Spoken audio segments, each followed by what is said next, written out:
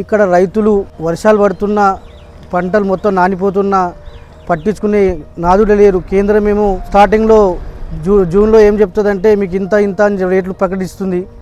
కానీ అయినప్పటికీ కూడా రైతులు అదే ఆశతోటి పండిస్తున్నారు. పండించిన పంట తీసుకొచ్చి మార్కెట్ యార్డ్లో వేస్తే ఈరోజు కొంటాం రేపు కొంటాం అన్నట్లా మొత్తం తడిసి ముద్దవుతున్నాయి. అందుకే మన కాంగ్రెస్ గవర్నమెంటు ఈ రైతుల బాధ ఆలోచించుకొని ఇక్కడ మద్నూర్ యార్డ్లోనే 623 మంది రైతుల దగ్గర నుంచి 29,722 బస్తాలు జొన్నలు కొనుగోలు చేసింది.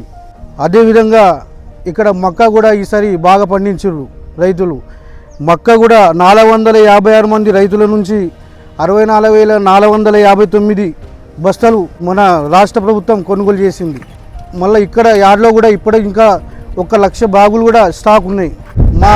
మా జుక్కల్ కాన్స్టిట్యున్సీకి మంచి ఎమ్మెల్యే గారు ఉన్నారు. అయినా మా బాధ ఆలోచించుకొని కొనుగోలు చేసినందుకు సార్ గారికి కూడా ధన్యవాదాలు చెప్తున్నాను.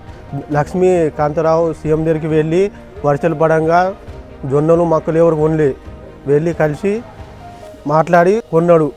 మా ఎమ్మెల్యే లక్ష్మీ కాంతారావు సారు ఇలానే పనిచేసి అందరికీ అన్ని రైతులకు బాగా చూసుకోవాలని కోరుకుంటున్నాను. లక్ష్మీ కాంతారావు సార్ ధన్యవాదాలు. మా రైతు సోదరుల తరపున అందరి తరపున ధన్యవాదాలు చెప్తున్నాం.